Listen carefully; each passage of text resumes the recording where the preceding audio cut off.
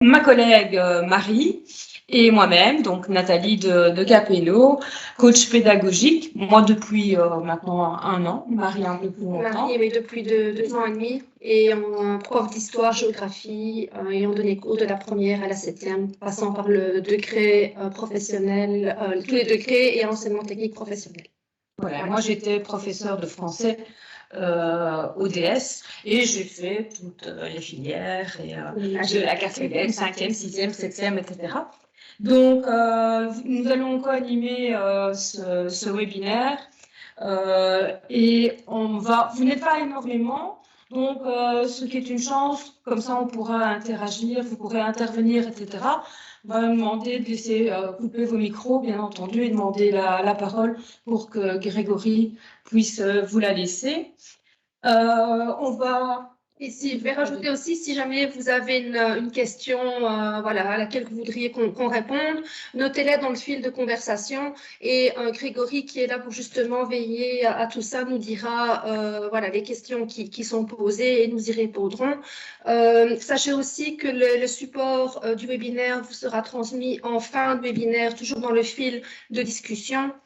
Donc, n'ayez crainte, si vous n'avez pas de bic, de feuilles à portée de main, vous aurez le support à la fin du webinaire. J'ai eu formation, mais non, c'est pas vrai, j'en ai.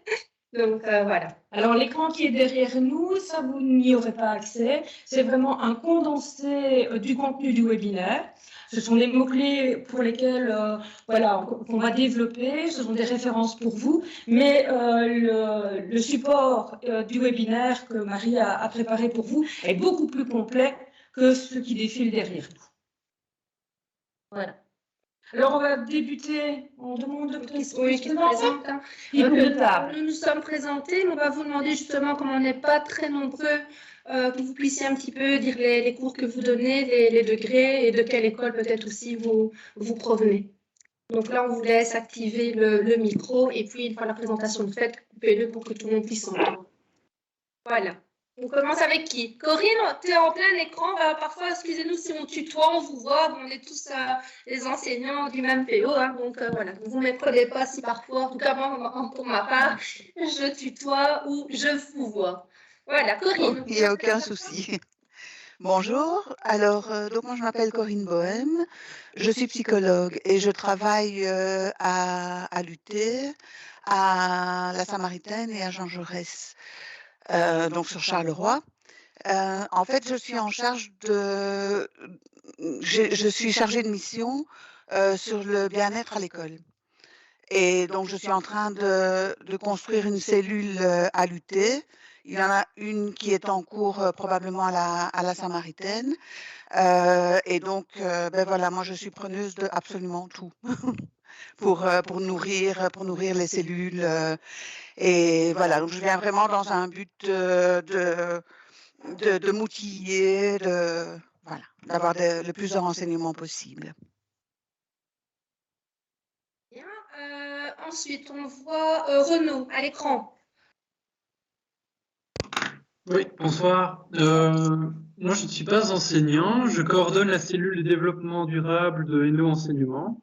Et donc, je suis régulièrement appelé à aller dans toutes les écoles de notre PO pour mener toutes sortes de projets et donc pour aider les enseignants, les directions, les administratifs. Et c'est développement durable au sens large. Et donc, ça va du bien-être à la santé, la solidarité, la justice, l'égalité, voilà. Et notamment les déchets, les éoliennes et ce genre de joyeuseté. Voilà. Merci. Alors, après, à l'écran, je vois Minil. Ah, ton micro est désactivé, Minil, donc on ne t'entend pas. Je disais que moi, je suis de l'ISPP Le Mans et je suis enseignant des sciences économiques. Et donc, je donne tout ce qui est gestion et législation. Et donc, moi, ici, vraiment, étant nouveau dans l'école, je suis bien preneur de tout ce qui est formation afin de m'impliquer davantage dans tout ce qui est projet d'école, en fait. Super, ok. Merci. Alors, après, nous avons Philippe.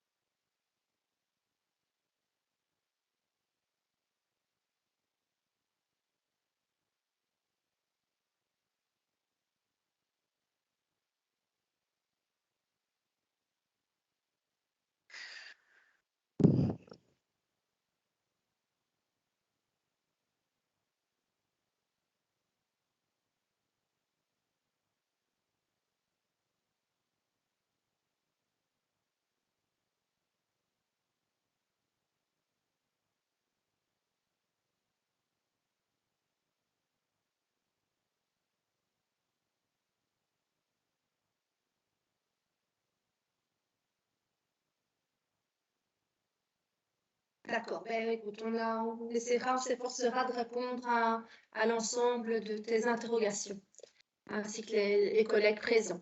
Alors, je vois en vignette Yasmina.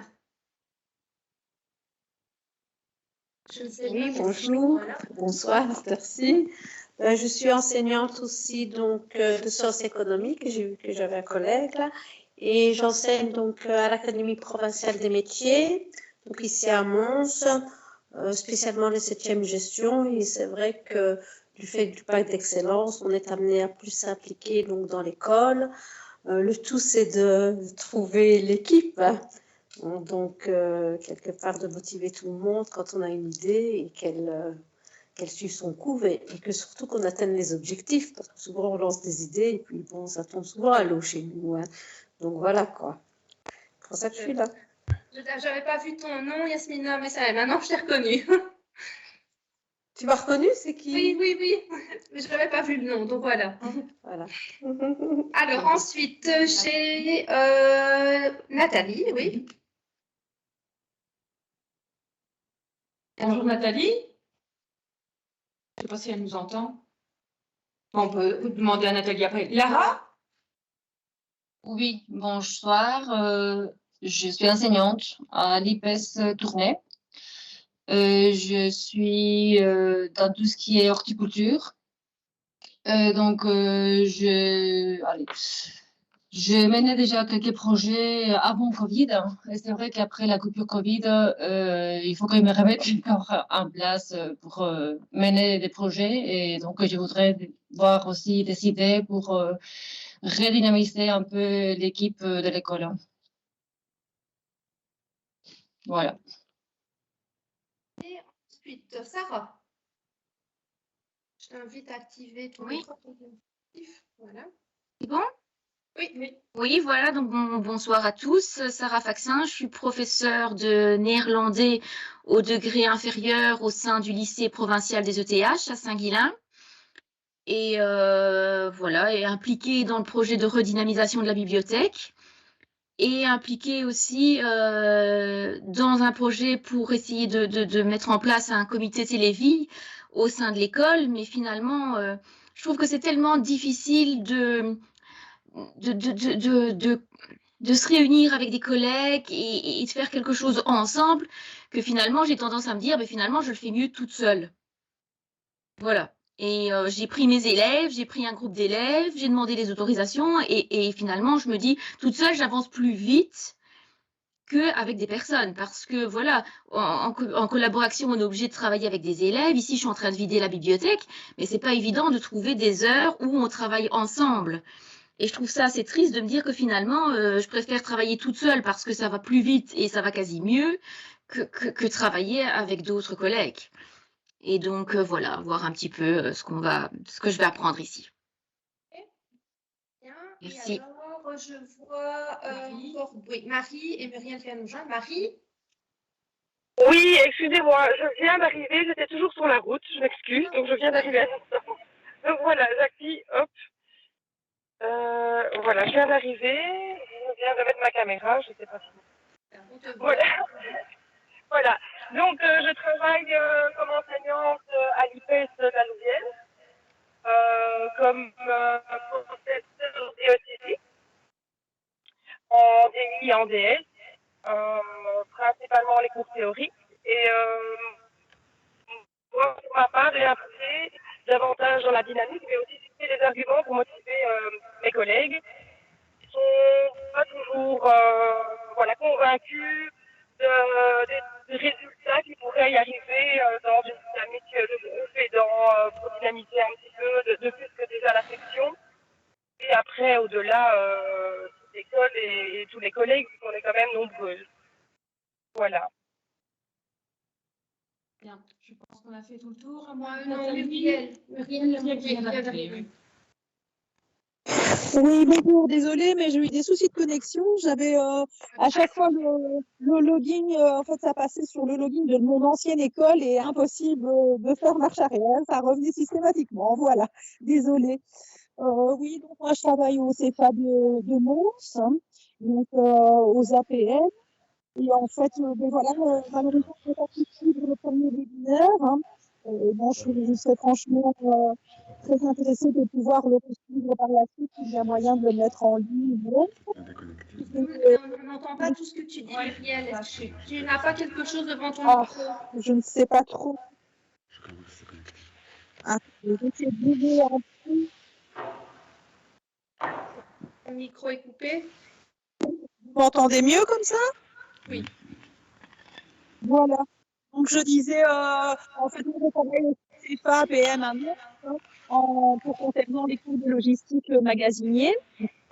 Et en fait, voilà, c'est l'idée de pouvoir avoir des pistes, des solutions, pouvoir un peu trouver voilà, des idées supplémentaires à votre webinaire. Et malheureusement, je n'ai pas pu participer au premier. Et j'espère que je pourrai, lorsqu'il sera mis en ligne, pouvoir en fait réécouter ce qui a été dit en fait. Ça, bien sûr.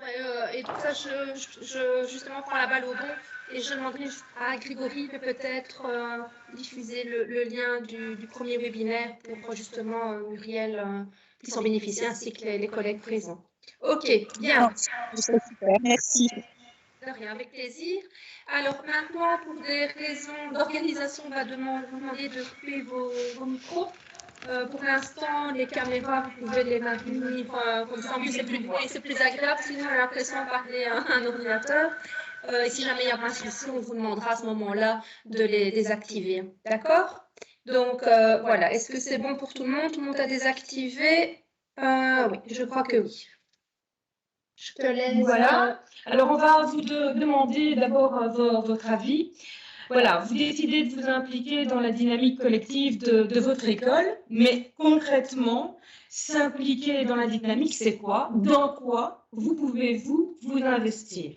Donc ici, on vous demande de faire une sorte de brainstorming, on mettra tout ensemble, étant donné qu'on vous demande de faire un nuage de mots et de répondre à un WooClap. Alors normalement, dans la conversation, Grégory, voilà, va vous donner le lien vers le WooClap.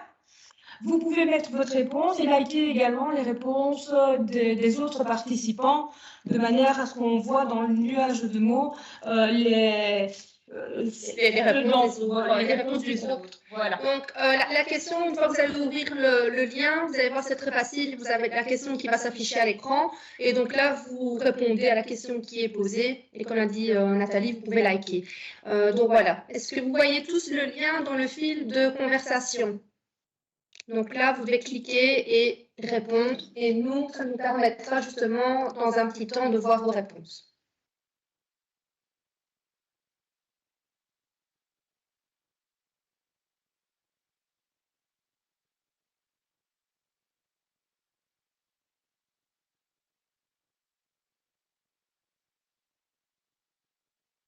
Alors, notez vraiment tout ce qui vous passe par la tête. Il n'y a pas de mauvaise réponse. On est là justement pour préciser des petites choses. Enfin, voilà. Donc, n'hésitez pas. Notez vraiment. Excusez-moi. Excusez-moi. Oui, je ne vois pas le lien. Le lien est dans le fil de conversation. Dans le fil Donc, de quand on est conversation. dans Teams, normalement, tu dois nous voir en plein écran. Tu vois Non, je ne vous vois pas en plein écran. Bon. Donc, à mon avis, je ne suis pas sur le bon. Oui? Ici, tu es dans la conversation, dans la fenêtre Teams. Tu as des pictogrammes tout au-dessus. Participants, conversation. Oui. Ah, bah la conversation. Conversation. Et tu as le lien. Voilà. Regarde si ça marche. Alors, le lien, je l'ai. Le QR code aussi. Est-ce que tout le monde y arrive? Si jamais il y avait une difficulté, Grégory, tu peux peut-être mettre aussi le QR code dans le fil de conversation pour que ce soit plus net.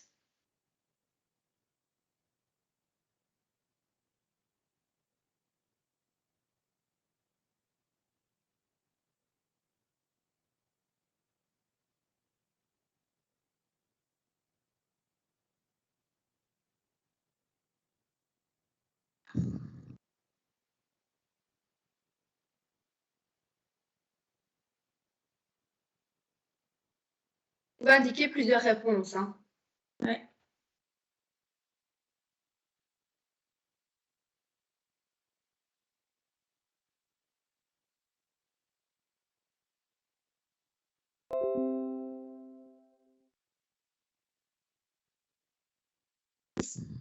Grégory a mis dans le fil de conversation le QR code. Si jamais vous voulez le faire avec votre téléphone et maintenir votre visio Teams en plus grand. Alors ça se complète. Peut-être Marie, pour que les personnes voient les réponses, je ne sais pas si tu peux partager directement, parce que sur l'écran, on ne le voit pas tellement. Oui, ben normalement, après, je pense qu'on va valider. D'accord.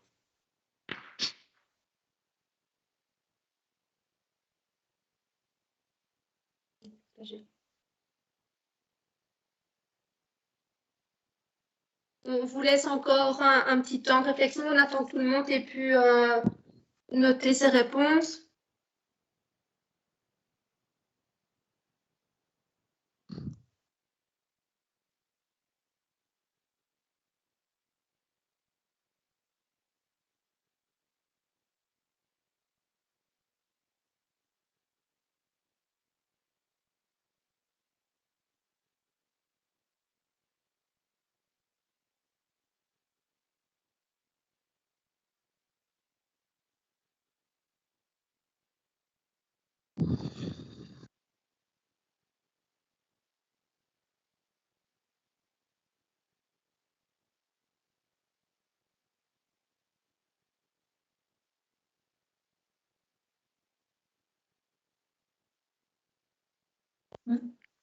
Est-ce que tout le monde a pu justement parcourir le WooClap?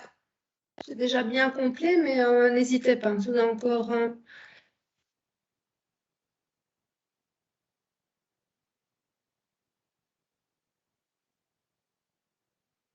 je sais ici. Ici. On peut valider. Ah oui, c'est validé ta réponse.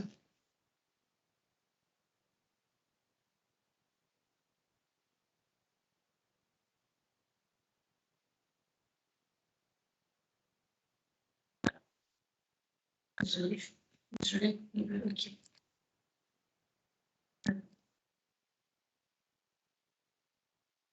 Voilà, vous allez voir donc les mots que vous avez écrits qui apparaissent derrière nous. Le mot qui ressort le plus, bien entendu, ce sont les élèves. Hein. Apprentissage, projet. Ouais. Est-ce qu'on peut encore Les liens entre collègues. Et attendre. Ouais. On va attendre un peu que vous ayez fini parce que sinon on va voir le tourner.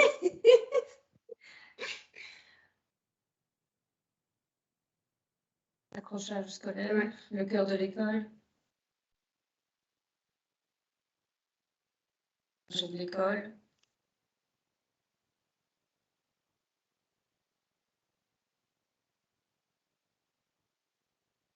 Il n'y a plus rien qui bouge, donc apparemment, c'est que vous avez terminé.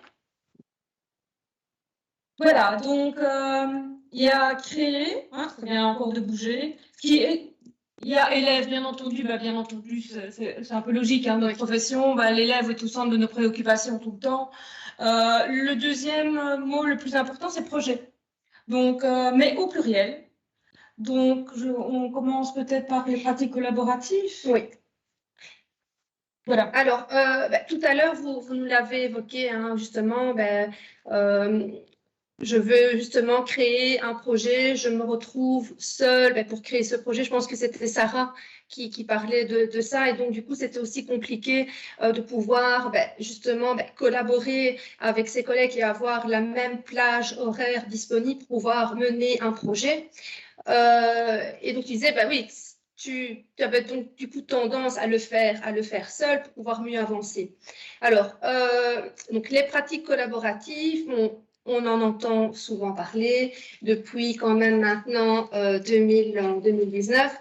Elles sont vraiment une opportunité pour mettre en place toute une série de projets.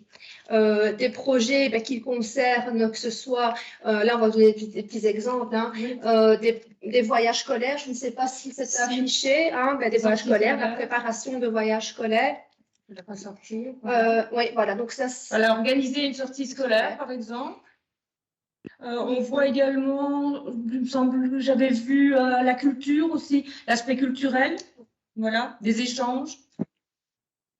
Donc, les pratiques collaboratives sont vraiment le moyen pour préparer vos projets, pour pouvoir collaborer avec les collègues. Alors, c'est certain que les réalités de terrain ne sont pas toujours propices à la mise en place des pratiques collaboratives et à justement mettre en place les projets. Tout à l'heure, il y avait quelqu'un qui parlait justement quand quand on veut mettre en place un projet, on ne sait pas non plus comment s'y prendre. Donc là, on fera peut-être un petit mot sur les outils du programme collaboration. Donc voilà. Maintenant, vous voyez derrière nous les pratiques collaboratives. Vous le savez, hein, je pense que c'est plus nouveau pour vous, c'est vraiment pour que vous puissiez collaborer. Mais collaborer donc, sur toute une série de projets, comme on l'a dit, mais ça peut aussi être une collaboration pour des priorités qui sont des priorités de votre établissement. Hein, ou de vos établissements quand vous êtes sur plusieurs écoles. Alors, les pratiques collaboratives, c'est aussi pour pouvoir se réunir et travailler les actions de son contrat d'objectif. Alors, certaines écoles ne sont pas encore en contrat d'objectif parce qu'ici, nous avons clôturé la vague 3 des plans de pilotage. Donc, nous croisons les doigts, ça va être incessamment sous peu. Je pense à l'ISPP, j'ai entendu quelqu'un de l'ISPP de Mons, l'UT, donc voilà. On espère que voilà, les plans de pilotage vont être validés, mais ces pratiques collaboratives, vous pouvez collaborer pour des actions du contrat, mais aussi ce qu'on entend parler, les protocoles de collaboration. Oui, on en parlera tout à l'heure. Voilà, donc ça, c'est vraiment pour atteindre les priorités qui sont fixées par l'établissement. Alors, il n'y a pas que le contrat d'objectif et le protocole de collaboration. Le projet d'école. Il y a aussi d'autres priorités. L'orientation, l'approche orientante peut être aussi une porte d'entrée pour justement travailler en pratique collaborative. Tu as parlé du projet d'école, mais ça, on y reviendra par la suite. Alors, les pratiques collaboratives, il y a toujours aussi cette part de liberté pédagogique, parce qu'ici, j'ai commencé à vous parler des priorités de l'établissement, contrat d'objectif, protocole de collaboration, mais vous avez toujours cette part de liberté pédagogique, et je pense que Sarah l'a exprimé quand elle a parlé justement qu'elle voulait créer un projet avec ses élèves, et aussi pour la bibliothèque, et créer ce projet avec des collègues. Donc ça reflète vraiment de la liberté pédagogique. Les groupes de travail, comme vous le voyez là, ça je vais peut-être te laisser en parler. Et ça va faire écho aussi à quelqu'un qui parle justement, voilà, je suis membre d'un comité de pilotage, mais voilà, je ne sais pas quel est mon rôle exact. Donc, Nathalie, ça va y répondre aussi par la suite. Donc, dans le contrat d'objectif ou le protocole de collaboration, il y a des actions. Et donc, il y a des groupes de travail, des groupes d'action qui se mettent en place pour travailler, pour collaborer ensemble, pour mener à bien des actions chapeautées par un pilote. Hein. On a quelqu'un qui fait partie d'un comité de pilotage. Et donc, les missions du groupe d'action, c'est de développer, bien entendu, l'action. C'est de décider en liberté pédagogique aussi des outils, des procédures qui seront nécessaires pour mener l'action à bien. Donc, il y a une certaine liberté, tout n'est pas cadenassé. Hein. Ce sont des enseignants ou des membres du personnel. Mais il faut au moins que ces personnes-là soient motivées par l'action. Donc, il ne faut pas entrer dans une action si on se dit bof, bof.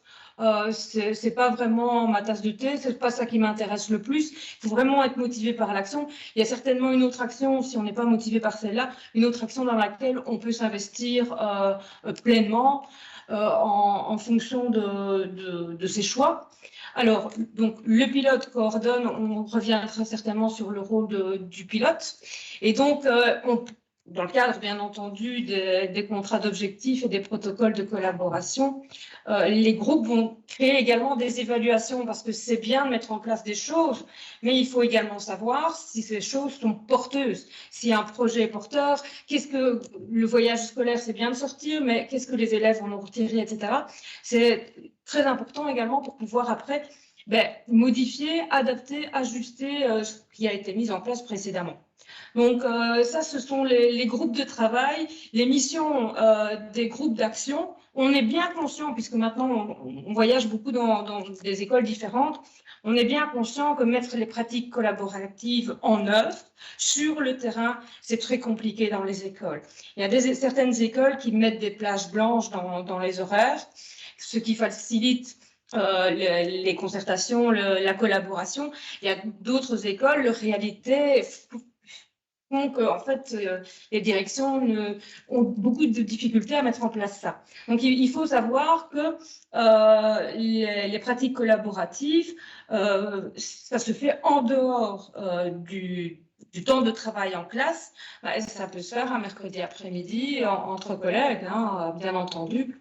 On n'est pas obligé non plus de rester dans l'école, mais il faut l'aval de la direction, il faut prévenir la direction dans ce cadre-là. Et ce que dit Nathalie, donc là, il y a une circulaire qui sera mise, on ne va pas faire le détail de la circulaire du PO qui justement précise les pratiques collaboratives. Elles sont insérées dans le support que l'on vous fournit, mais en tout cas, ça permet aussi de vous rassurer de ce que vous pouvez inclure dans le travail collaboratif et ce qui ne l'est pas. Et aussi, comme l'a dit Nathalie, vous pouvez très bien demander à vous réunir avec plusieurs collègues, donc pas forcément en dehors du temps de travail en classe, mais un mercredi après-midi et en dehors de l'école.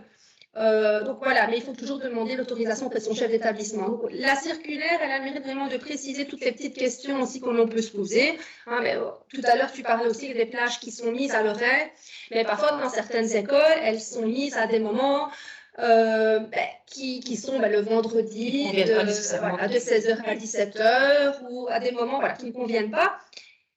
Et bon, c'est pas non plus évident quand on fait plusieurs écoles ou plusieurs implantations. Je veux dire, ça, on en est conscient. Je vais dire, Nathalie a fait plusieurs implantations. Moi aussi, donc la réalité, on la connaît. Mais tout ça aussi pour vous dire que il faut faire de son mieux. Et si maintenant les pratiques collaboratives, vous n'arrivez pas justement à vous réunir avec vos collègues lors des pratiques collaboratives qui sont prévues à un moment charnière dans l'horaire, si vous avez une autre opportunité, saisissez-la. Sur l'heure de midi, par exemple, c'est encore possible. Pour justement, vous puissiez avancer. Là, je me retourne encore vers Sarah, tu vois, pour justement avoir des forces de vie, parce que parfois, mener aussi un projet seul, on s'essouffle. Je veux dire, en France, on est déjà tous passés par là. Donc, voilà. Et mener un projet seul, c'est porter le poids des responsabilités seul aussi. Donc, à ce moment-là, si ça ne marchait pas, on pourrait dire, c'est cette personne-là qui l'a organisé. Et bon, il y a une responsabilité derrière, tandis que quand on est ensemble, la responsabilité est partagée. Et donc, le travail est partagé et on n'a pas ce poids. Est-ce que ça va réussir, pas réussir? Ça entraîne, à mon avis, de l'angoisse et du stress inutile. Alors que les collègues on trouvera toujours des collègues avec lesquels travailler. Hein. Je suis encore positive pour tout ça. Des fois, dans les enseignants, ça fait partie de l'ADN des enseignants, hein, de collaborer. Quand on va dans les écoles, la première chose qu'ils disent, mais on le faisait. Oui, on le fait encore, on le fait toujours, on le fera. Maintenant, ce qu'on demande simplement, c'est d'avoir des traces. C'est pour ça que vous avez le mot-clé derrière nous, d'avoir des traces. On ne vous demande pas non plus de faire des illabus ou des romans. Hein. Je ne pense pas que les directions, ce soit leur but. Mais on leur demande quand même d'avoir des petits comptes rendus, etc. Eux aussi, je pense, sont intéressés par votre travail et votre investissement dans l'école. Hein. Et ces traces, elles sont aussi demandées par la Fédération Wallonie-Bruxelles lors de des évaluations intermédiaires, les évaluations annuelles. Donc tout à l'heure, on parlait des contrats d'objectifs. Quand il y a un contrat d'objectif, après 3 ans, ce contrat est évalué, donc ils disent très bien dans la circulaire, c'est une évaluation de type formative. Et donc, à un moment donné, on pose un regard sur le contrat d'objectif, on prend le temps de regarder comment se sont comment se sont déroulées les choses, comment ça s'est mis en place, si le travail collaboratif a porté ses fruits. Bon, alors vous allez me dire, oui, maintenant il y a eu la crise sanitaire. Ça, vous avez totalement raison. Ça, ils en tiennent compte aussi, mais disons que maintenant, ici, je touche du bois, nous avons quand même une année scolaire où on passe entre les matriculés. Donc, c'est ça qu'ils peuvent, la Fédération Wallonie-Bruxelles peut demander auprès de la direction des traces du travail collaboratif, comment les profs se sont réunis pour travailler les actions du contrat, du protocole, comment se déroulent tout simplement les pratiques collaboratives, est-ce qu'il y a une plage à l'horaire, est-ce que les professeurs remettent des documents. Alors ça, vous verrez aussi quand dans le support qu'on vous donnera à la fin du webinaire, vous avez cette fameuse circulaire et des annexes aussi sur justement le détail des heures de pratique collaborative à l'IFR et alors l'intitulé de ce que vous faites avec vos collègues. Donc ça, maintenant, il n'est pas prévu ici à ce stade qu'on donne vraiment des exemples des pratiques collaboratives. C'est dans la circulaire, mais si maintenant, en fin de webinaire, vous voulez avoir un petit éclaircissement, ben là, on se chargera de le faire. Mais voilà pourquoi on a intégré à notre support le mot trace. Parce que voilà, maintenant ça devient de plus en plus évident, et c'est toutes les écoles de la fédération, que vous soyez dans le maternel, le primaire, le secondaire, tous les réseaux confondus, on est dans cette dynamique. Et voilà, donc, bon, comme l'a dit Nathalie, pour vous rassurer, il ne faut pas en faire des romans. J'ai toujours comme un petit journal de classe.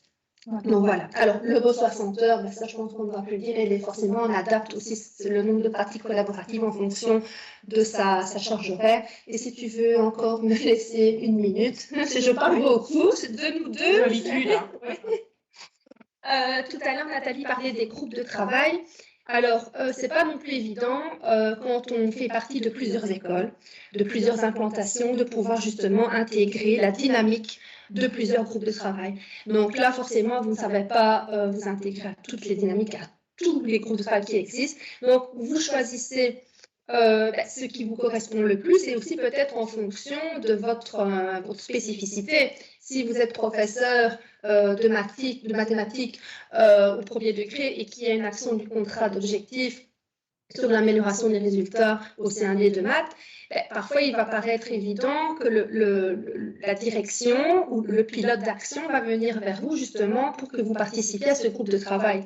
Vous comprenez? Donc là, quand il y a des actions qui sont bien spécifiques par rapport à la formation que vous avez, on parlait de liberté pédagogique, mais il y a aussi une question de bon sens qu'on doit faire partie de ce groupe de travail. Et alors maintenant, à côté de tout ça, il y a aussi des actions qui sont plus relatives au bien-être, que ce soit bien-être des profs, bien-être des élèves. Donc, vous avez plusieurs opportunités. Et on ne vous demande pas non plus, les directions ne demandent pas non plus que ce soit dans chaque action, parce que c'est pas forcément tenable, réalisable, et d'autant plus quand on fait plusieurs implantations, plusieurs écoles, tout simplement. Donc voilà, ça, on peut vraiment vous rassurer à ce niveau-là. Et encore une fois, la circulaire, elle le précise. Donc, voilà. Maintenant, si vous avez changé d'école d'une année à une autre, mais que vous étiez déjà impliqué dans un groupe de travail, un groupe d'action dans l'école précédente, vous pouvez continuer. Maintenant, il faut communiquer à la direction qui également communiquera avec votre nouveau directeur. Et en fait, ils doivent s'entendre entre eux pour ne pas exiger de vous nécessairement de faire 30 heures si je fais à mi-temps d'un côté, mi-temps de l'autre. Mais voilà, de nouveau, c'est du bon sens, c'est de la communication avec la direction. Hein. Donc, n'ayez pas peur de revenir vers votre chef d'établissement quand c'est comme ça. Et alors, une petite note pour les jeunes enseignants. Le contrat d'objectif, c'est-à-dire le contrat d'objectif ou le protocole, on le trouve où, hein? Bon, c'est pas un document qui est secret, enfermé dans une armoire, non. Toutes les écoles donc, en disposent en mode PDF ou en mode papier. Et maintenant, il y a beaucoup d'écoles qui prévoient aussi un support numérique, un Padlet, pour pouvoir communiquer, faire évoluer, faire vivre justement ce contrat d'objectif ou le protocole de collaboration quand on est en EDA. Donc voilà, ça je m'adresse vraiment pour les jeunes enseignants qui parfois ne savent pas vraiment dans quoi ils mettent les pieds, dans quoi ils débarquent. Et donc, voilà, n'ayez pas peur non plus d'aller vers la direction, vers le comité de pilotage et de demander, mais tiens, comment puis-je avoir accès à ce contrat d'objectif et à ce protocole, hein, pour pas que ce soit vraiment secret. Alors, comment s'impliquer? Voilà, c'est vrai que c'est une lecture fastidieuse. Alors, les actions sont titrées de manière normalement très explicite. Ne vous fiez pas nécessairement qu'à l'intitulé de l'action, allez voir le descriptif de l'action pour pouvoir vous impliquer en toute connaissance de cause.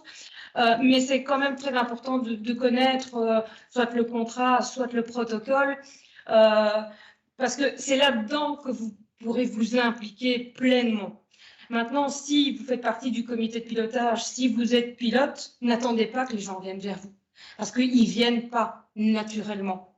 Parce que les gens, en général, c'est ce qu'on fait en tant qu'enseignant, on cloisonne un peu. Et oui, bon, mais je vais être avec qui, avec quel groupe, qu'est-ce que je vais pouvoir faire, je n'arrive pas à me projeter, etc. En tant que pilote, le pilote a une vision beaucoup plus globale de l'action. Et donc, il peut expliquer et il va aller chercher des personnes. Et puis, ça peut faire tache d'huile. Ah, mais tiens, maintenant, je connais un petit peu plus sur cette action. Mais viens avec moi, je te vois bien dans cette action-là. Et donc, c'est comme ça que la dynamique peut s'installer. Voilà. Mais on n'a pas de solution toute faite. On n'a pas de clé sur porte à vous donner. Oui. Dans toutes les écoles, il y a un problème de dynamique. Je pense que les professeurs sont un peu encore soit réticents, soit frileux de s'investir dans des actions que eux-mêmes n'ont pas vraiment décidé de bout en bout. Voilà, c'est comme ça et pas autrement. Et donc, peut-être qu'ils sont encore frileux. Voilà. Et puis, bon, la crise sanitaire n'a pas amélioré cette dynamique.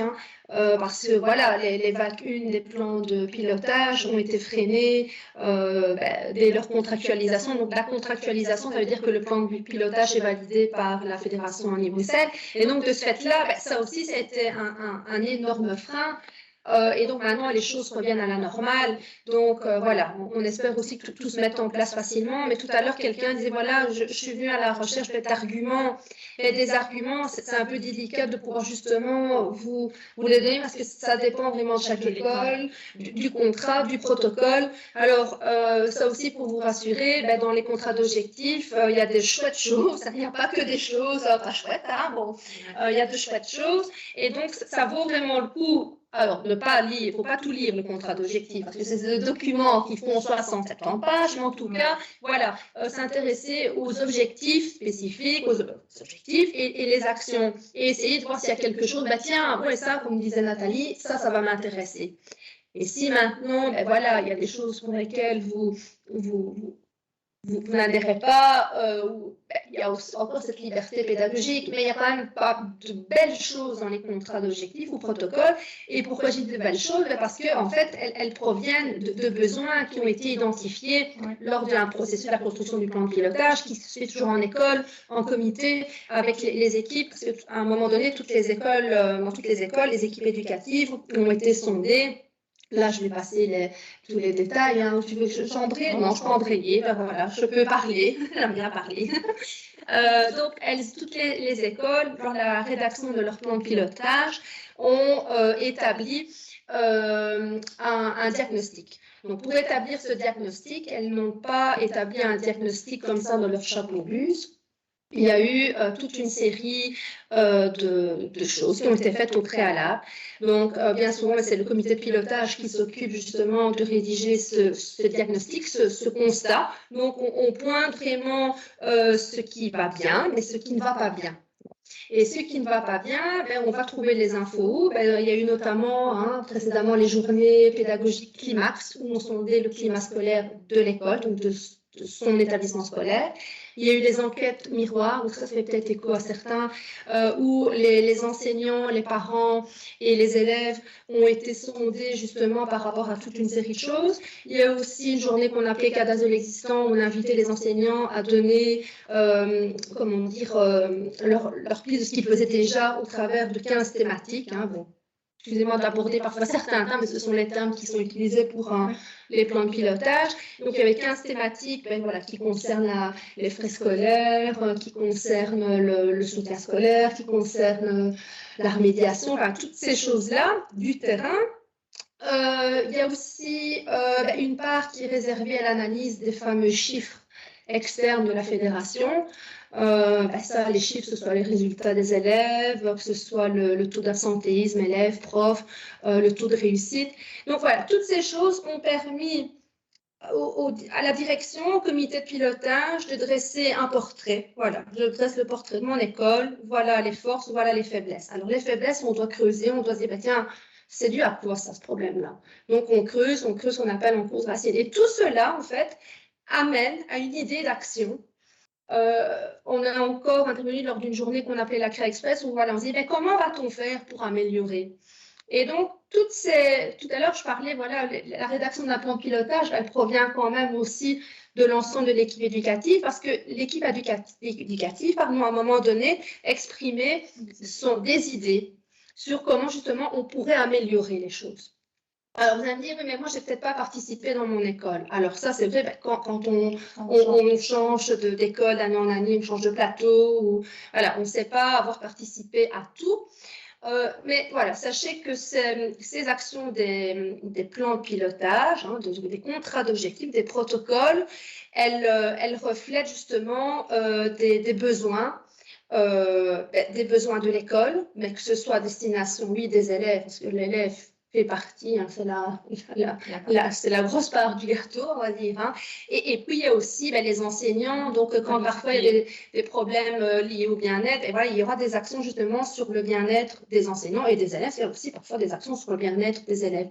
Donc, voilà, c'est pour vous rassurer aussi, parce que parfois, on se rend compte que les profs, ils semblent extérieur, hein, à toute cette dynamique, mais non, à un moment donné, vous avez participé, à un moment donné ou à un autre, à quelque chose. Alors peut-être, oui, vous étiez empêché, comme je le disais, hein, vous étiez dans une autre école, mais voilà, c'est déjà une dynamique qui s'est installée et qui maintenant, qu'on vient de maintenir au travers des pratiques collaboratives et des actions du contrat de l'école. Je ne sais pas si j'ai oublié quelque chose. Justement, tu as dit que c'était en fonction du diagnostic et je peux vous assurer que les enseignants sont très critiques avec eux-mêmes. Parce que j'ai employé sur le protocole de collaboration, ce n'est pas quelque chose que vous connaissez nécessairement. À côté des contrats d'objectifs, il y a l'équivalent dans les écoles qui sont en dispositif d'ajustement. Donc, ce sont des écoles qui ont été identifiées en écart de performance par rapport à des écoles similaires. Alors là, ce ne sont pas les enseignants, ni la direction, ni le comité de pilotage qui posent le diagnostic. Le diagnostic est fait par des auditeurs qui viennent, qui mènent des petites enquêtes, des interviews, qui interrogent les gens, etc., qui glanent des informations. Et à partir de là, ils font un rapport. Et je peux vous assurer que les auditeurs qui ont un œil très extérieur, bien entendu, par rapport à l'école, et les enseignants sont souvent d'accord. Les constats sont les mêmes. Donc, c'est pour ça que je vous dis que les enseignants sont très critiques avec leur propre établissement et leur propre pratique. Alors, la différence avec le protocole de collaboration, c'est que là, après l'audit, le délégué au contrat d'objectifs fixe des objectifs d'ajustement. Donc là, la liberté n'est plus laissée à l'école. Par contre, la liberté, elle est laissée au comité de pilotage, à l'équipe éducative, de décider des actions prioritaires qui vont être mises en place. Et là, vous avez un argument. Ces actions, elles viennent de la base, elles ne viennent pas d'en haut.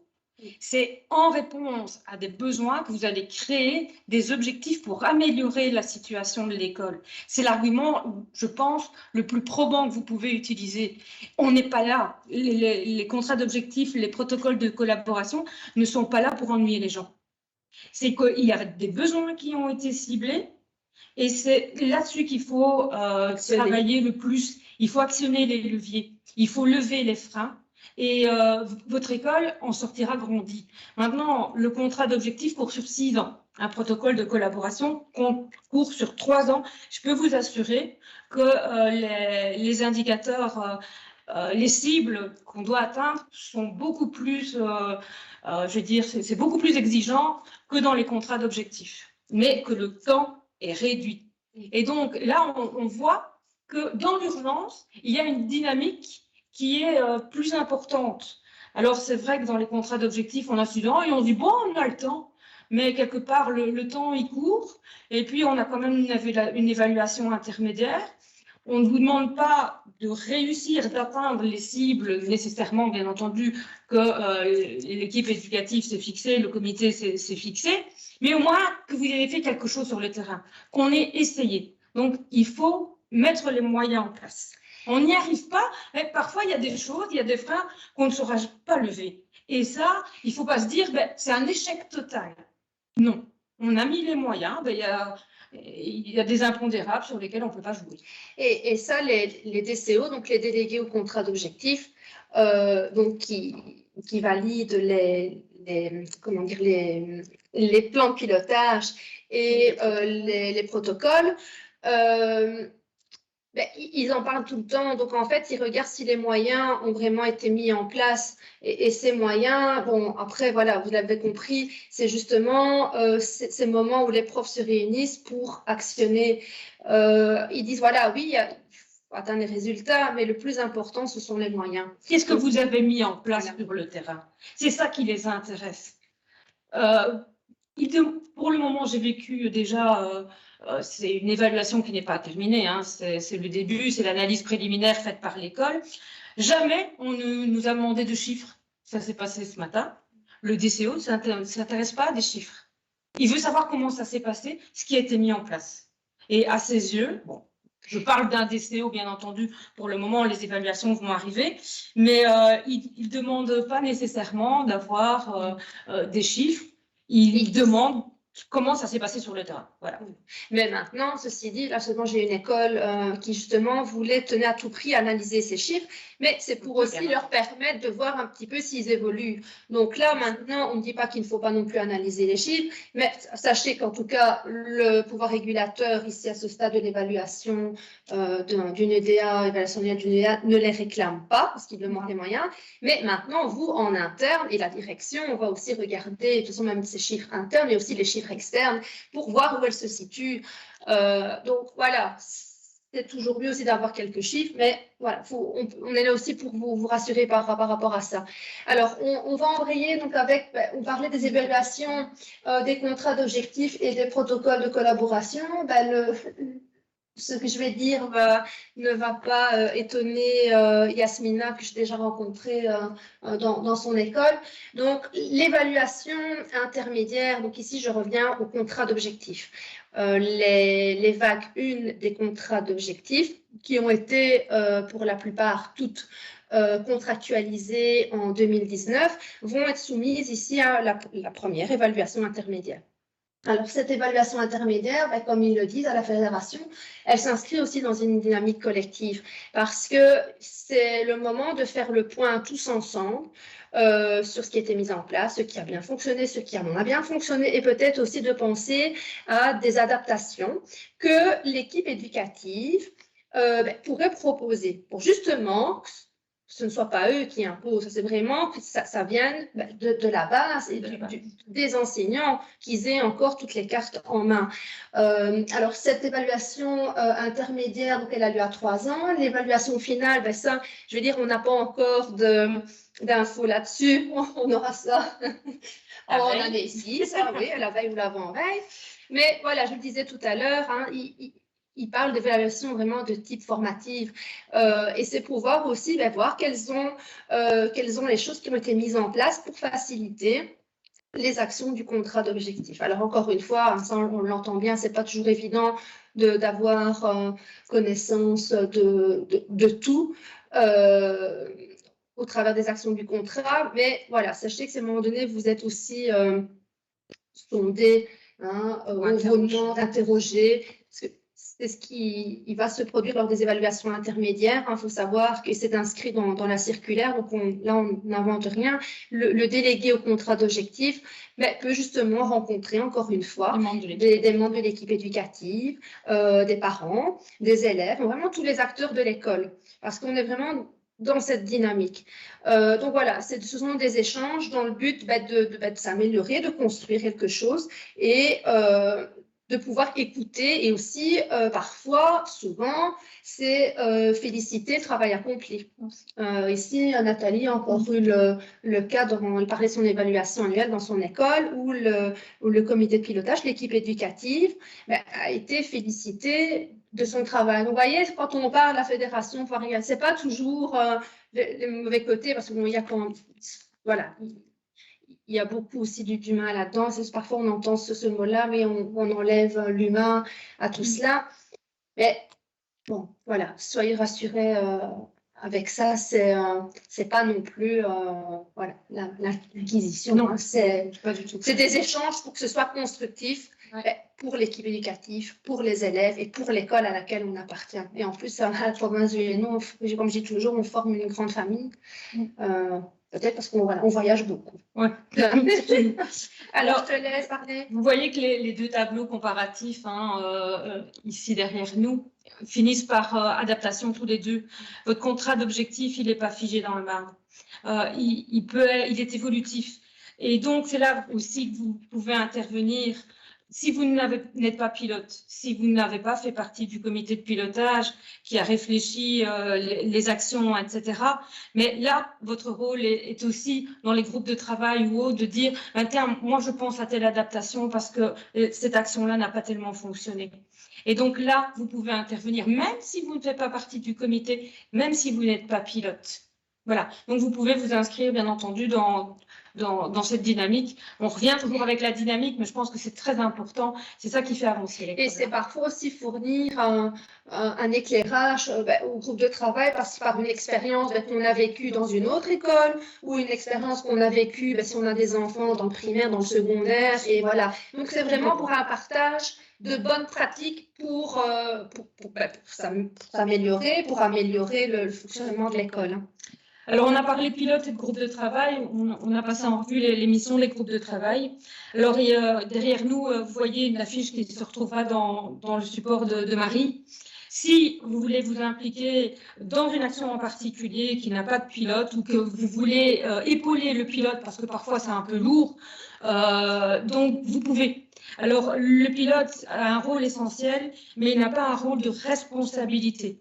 Donc, certains sont réticents à devenir pilote parce qu'on se dit, si ça ne marche pas, c'est moi sur mes doigts qu'on va taper, etc. C'est pas ça. C'est vraiment une responsabilité partagée. C'est plutôt un facilitateur. Il coordonne, il communique avec la direction, etc. Donc, c'est quelqu'un qui crée des liens. Et qui rassemble les matériaux, etc. Mais donc, si vous voulez devenir pilote, c'est aussi un moyen pour vous impliquer un peu plus dans la vie de votre école. Alors, on parle de pilote et parfois c'est bien aussi d'avoir un binôme. Et d'ailleurs, on a parfois de nombreuses équipes. Et là, la preuve. Oui, voilà. Et là, je m'adresse à Yasmina. Parfois, ça fait du bien aussi de pouvoir avoir un collègue qui va assurer le fameux rôle du coup de copilote. Mais en tout cas, voilà. D'avoir un binôme, avoir une aide, une ouverture, et puis quelqu'un aussi, si jamais on est absent, on a un congé de maternité, on sait qu'on va s'absenter pendant X mois, on sait qu'on aura quelqu'un qui va continuer à avancer. Et puis, c'est aussi pour ne pas s'essouffler, pour toujours rester positif. Et sachez aussi que quand on est pilote d'action, on vous parle d'action, mais c'est pas toujours des grosses actions, des gros bazars. C'est aussi ce qu'on appelle des micro-actions. Parfois, il y a des actions qui se produisent, qui se déroulent très, très vite, même pas sur une année scolaire. Ce sont des petites choses. Donc, voilà, ne voyez pas non plus que toujours les grandes actions. Sinon, après, il y a des actions qui sont entretenues d'année en année, ça oui. Mais voilà, si vous savez travailler avec en binôme, ça, c'est encore mieux. Parce qu'à deux, on se sent plus fort. N'est-ce pas, Nathalie? Alors, un autre moyen, parce que je vois déjà qu'il est 18h, un autre moyen pour vous impliquer, c'est le conseil de participation. Alors, il porte bien son nom, bien entendu. C'est vraiment un organe participatif. Alors, en tant qu'enseignant, vous pouvez être membre élu. Donc, il y a parmi les enseignants, il y a 3 représentants. Il y a les délégués des élèves aussi qui font partie du conseil de participation et les parents qui sont tous des membres élus. Alors, les enseignants sont élus pour 4 ans. Alors, le conseil de participation se fait sur base volontaire. Ça ne fait pas partie des pratiques collaboratives, malheureusement. C'est vraiment quelque chose qui montre votre implication. C'est un lieu où on discute, où on débat. On débat du projet d'école, le rapport d'activité en début d'année, où on en est, les chiffres scolaires de la rentrée, qu'est-ce qui a été fait l'année passée.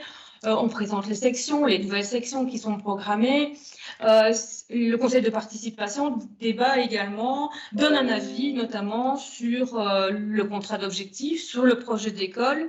La mise en œuvre également du protocole de collaboration. Donc là aussi, hein, vous pouvez faire valoir votre voix, vous faire entendre, et pas uniquement par la direction.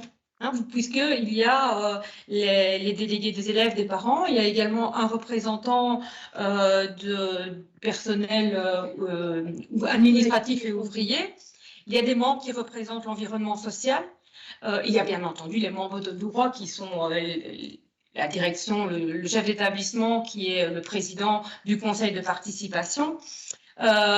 Mais là, de nouveau, c'est un organe où il y a de la discussion autour de la gratuité. Bon, les sujets sont quand même nombreux, mais le souci, c'est la démocratie scolaire. C'est vraiment un organe démocratique. Voilà. Donc là aussi, un autre moyen pour vous impliquer dans votre école, c'est d'être volontaire pour représenter vos collègues, les membres de l'équipe éducative au conseil de participation. Voilà. Je ne sais pas si on peut, si vous avez des questions, parce que là, on parle beaucoup, mais on ne vous entend pas. Donc, peut-être, si vous voulez qu'on évoque quelque chose de plus, le projet d'école, c'est quelque chose qu'on n'a pas évoqué, mais on en discute également en conseil de participation, ce projet d'école.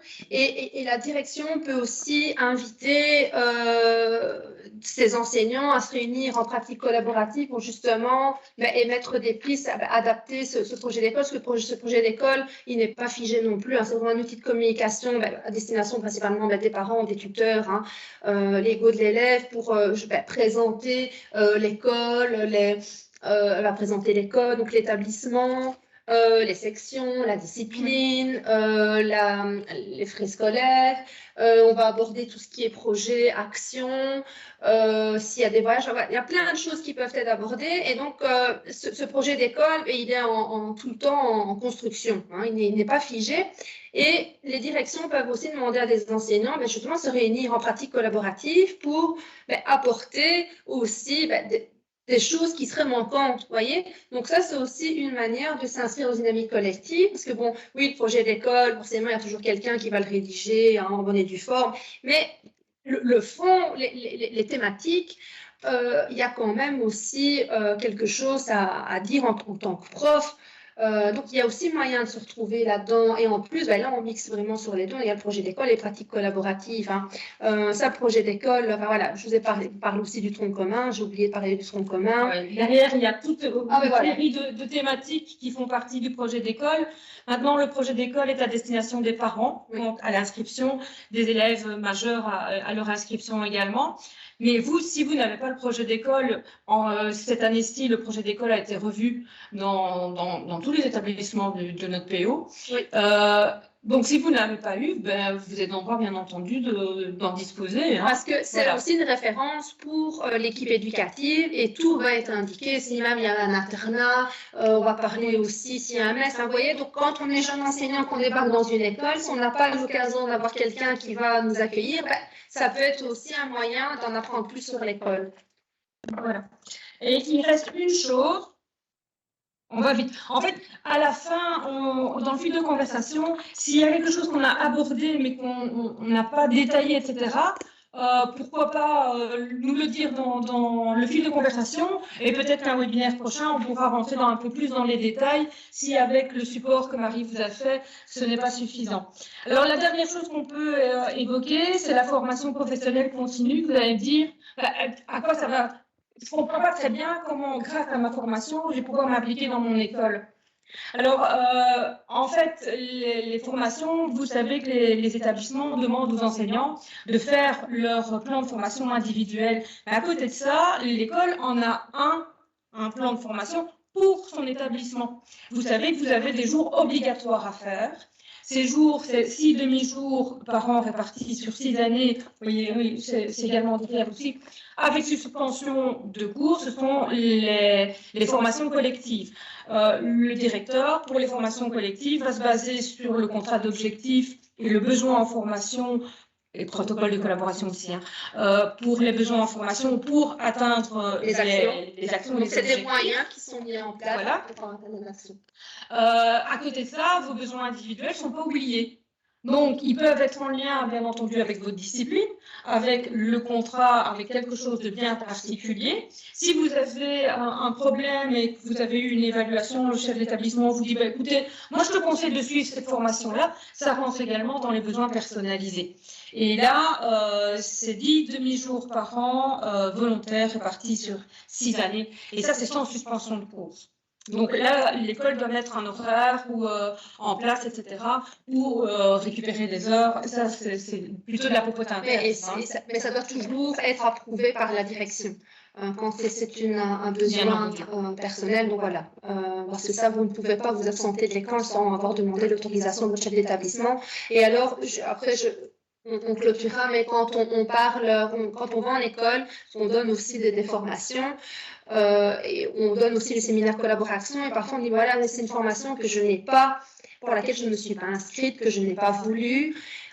Comment ça se fait? Bon, bah alors, voilà, on y a répondu, ça fait partie des besoins collectifs. Donc, pour justement faire vivre l'école, cette dynamique et faire vivre ce contrat et pour mettre les moyens en place, les directions n'ont pas d'autre choix que de, à un moment donné, bloquer certains jours pour justement choisir des thématiques bien spécifiques et réunir tous les enseignants autour de la table. Donc, voilà. Et c'est vrai que parfois, de tous les thèmes, on ne peut pas toujours être raccord avec chacun des thèmes. Ça, on l'entend bien. Encore une fois, nous aussi, on a toujours eu des formations où c'était moins passionnant, mais disons que c'est un besoin collectif dans une dynamique collective. Et il y a toujours ce côté de liberté, comme l'a dit Nathalie, pour les besoins personnalisés. Voilà. Et le fait de s'inscrire à une formation, mais c'est ne pas laisser cette formation lettre morte. Ça doit, la formation, quelque part, ben, tiens, je vois mon collègue, je suis allée en formation, on m'a appris ça et ça, j'ai des documents que je peux partager avec toi. La formation, c'est pas un jour qu'on subit et point. Il faut la faire vivre, la transmettre, et encore une fois, vous la transmettez quand? Lors de vos pratiques collaboratives. Vous faites un retour, ou peut-être la donner à quelqu'un qui va être intéressé, ou un jeune enseignant, un jeune collègue, qui ne sait pas trop comment s'y prendre.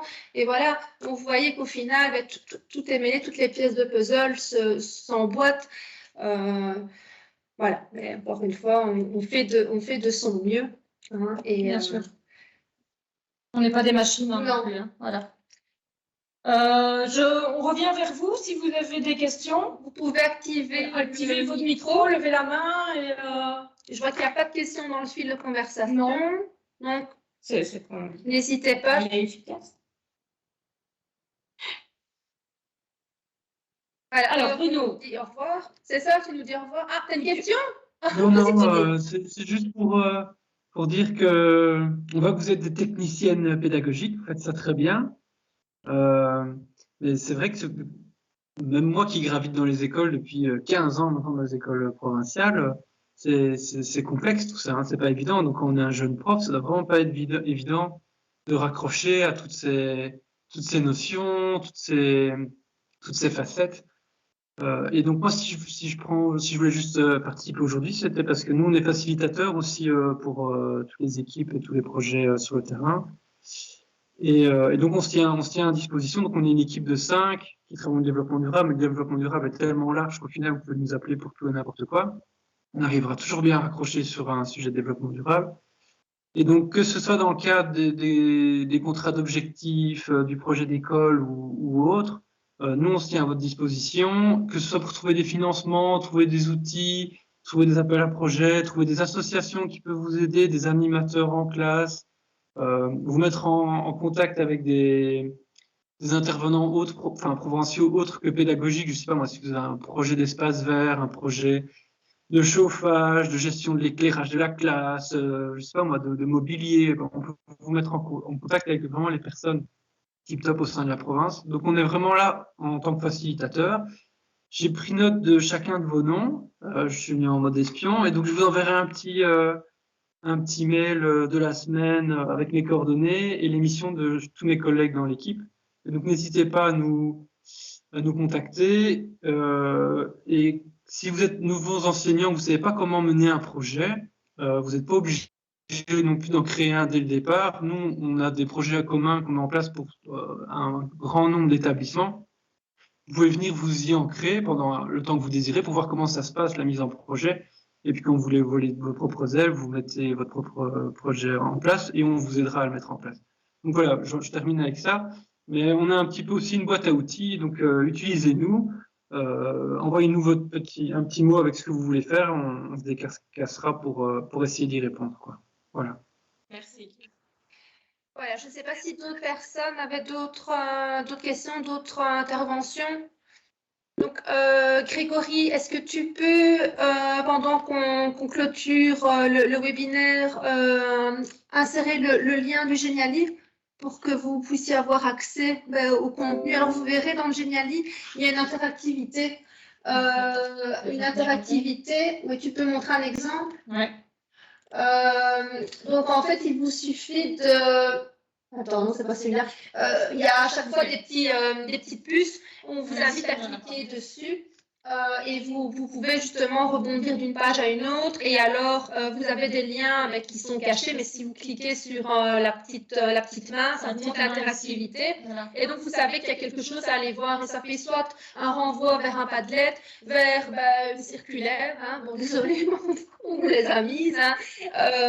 Et voilà. Donc, n'hésitez pas à bien consulter le document. Toujours, s'il n'y a pas de questions d'intervention, j'aimerais vous préciser que le prochain webinaire aura lieu donc, le 16 janvier et il sera relatif donc, à l'approche orientante. Donc, comment on peut justement utiliser l'approche orientante pour motiver ses élèves, pour accrocher ses élèves. Hein. Donc voilà, toute une série de pistes. Et ça, que l'on soit professeur d'éducation artistique, de français, de maçonnerie, de soudure, de la première à la 7e, hein, vous pouvez tous faire de l'approche orientante. Donc si vous êtes intéressé, comme d'habitude, vous aurez le lien qui sera indiqué sur Facebook. Et voilà. Alors François, je vois que tu as une question. Non, c'est pas une question, mais c'était plus un petit conseil par rapport à l'organisation des pratiques collaboratives et de s'impliquer dans un projet. C'était de ne pas oublier que ça peut se faire aussi dans des moments conviviaux, que ça peut se faire aussi par téléphone, par mail, par visioconférence. Donc, histoire de contourner un peu les difficultés et garder en mémoire que les groupes de travail et les actions des contrats d'objectifs sont une priorité pour vos directions et que si elles sont dans l'impossibilité de trouver des créneaux horaires pour toute l'école, rien ne vous empêche d'aller voir votre direction et de dire je suis engagé dans telle action avec tel et tel et tel collègue. Si tu pouvais me dégager 2 heures hebdomadaires, c'est très difficile pour l'ensemble de l'équipe éducative, mais c'est tout à fait faisable pour quelques enseignants. Et si vous êtes parti pour 3 ans ou plus dans une action du contrat d'objectif ou du protocole, je vois mal votre direction vous le refusez. Donc ça, c'est aussi une manière d'inciter, de trouver des solutions qui sont des micro-solutions, mais qui vont faire avancer le schmilblick petit bout par petit bout, quoi. Tu as raison, François, ça valait le coup de le préciser. Alors, je ne sais pas si vous n'avez pas d'autres questions, on va en rester là. Donc, vous avez le lien du Geniali avec toutes les infos dans le fil de conversation. Donc, voilà. Et si vous voulez revenir vers nous, n'hésitez pas. Donc, Nathalie Godard, @edueno.be et moi, c'est Marie Porriche, @edueno.be. Donc, voilà. On est là pour vous accompagner, pour faciliter le schmilblick. Voilà. Mais s'il n'y a pas d'autres questions, merci de nous avoir écoutés et bonne soirée. À bientôt. À bientôt.